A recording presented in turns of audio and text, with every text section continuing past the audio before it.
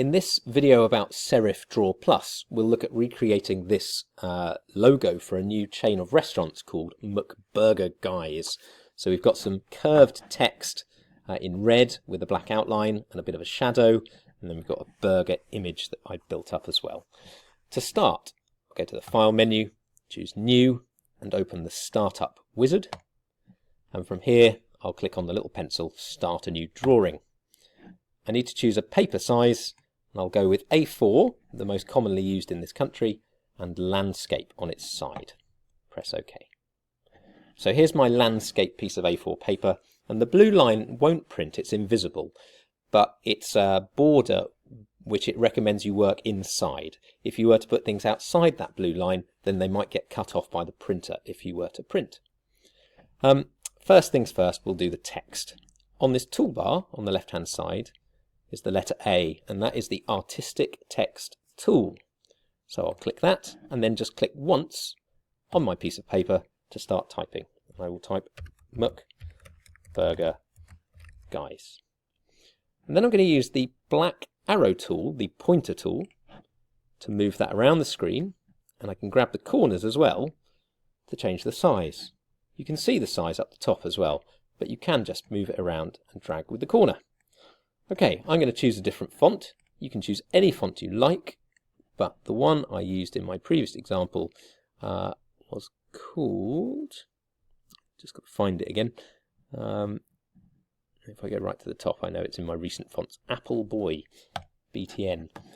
Okay, now black is the default colour, but to change the colour, just make sure you've chosen the fill here, and then click any colour in the outside wheel of this colour panel.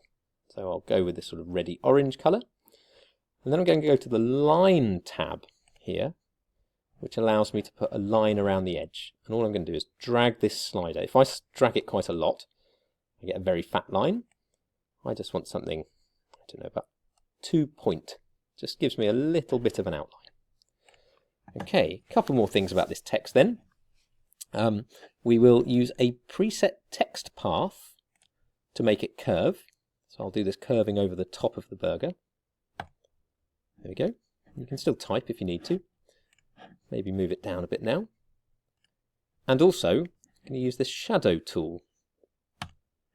Once the shadow tool's selected on the left hand side, I can just drag this middle circle and I get a shadow. To make it look like it's popping out of the page, I will just put this text, the shadow slightly under the text.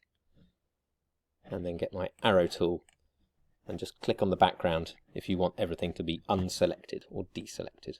It's looking good. Okay, now onto the burger. Over on the right hand side, we've got lots and lots of different panels, but one of them is called Gallery. And at the moment, there's lots of animals. If I change that to food and drink, there are some burger items in here. Now there's a ready built burger, but I think it's more fun to make your own. So if you scroll down, you've got all of your burger ingredients. And a bit like going to a Subway or something, you can make what you like. So I will start with the bottom of a bun, number 30, and then you can just drag in some burger meat, make that a bit bigger, maybe a slice of cheese, and you get the idea here. Now, it's important that you do them in the layer order you want them. For example, if I were to put a lid on this burger now, and then think, oh no, I forgot my bacon, the bacon would appear on top. To change that, you can go to the Layers tab, expand this Layer 1 group, and then you can see here the order of all your burger parts. And I could just click on the bacon and drag it below the top of the burger bun to build up my burger. And that is how to make a logo for McBurgerGuys.